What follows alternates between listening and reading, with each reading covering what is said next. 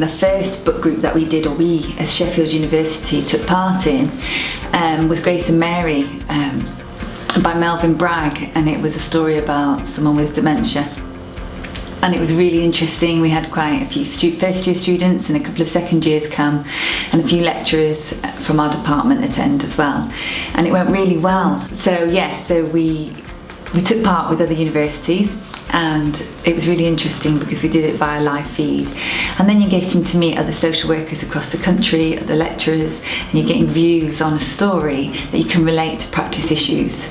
And that's the purpose of the book group, is to choose real life situations that are in a novel format, so they're easier to read, they're more interesting for the students. It's not a textbook, it's something different. So in Sheffield, this is only the second time that we've done it. So last time was via live feed, but this time we wanted to do it just by ourselves, and we've chosen a book called Cultivating Mad Cow, which is by Catherine Littlewood, who is from Sheffield, and who was a social worker when she wrote the book.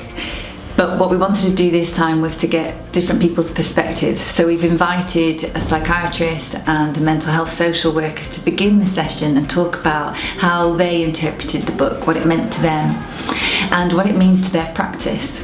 Because there's a lot of lessons to be learned from some of these books, which in Catherine's case was based on a true story.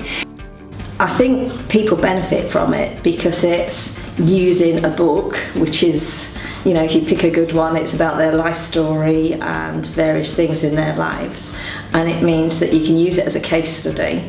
For me personally, I think case studies are really great to talk about the theories and things within what you're learning in the lectures. So it makes sense to me to do it this way, and it's a good way of doing stuff. You can kind of read books without it being official books that you've got to read, so you know it serves a double purpose. After the last book club, we had a discussion about the kind of what worked well, what didn't work so well, what people did during the session afterwards, to see what would work better and what people might want to see.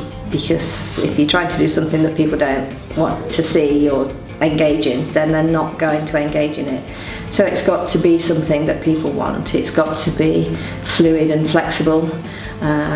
You've got to feel part of it as a social work student. You know, the whole aim is to empower people that you're working with.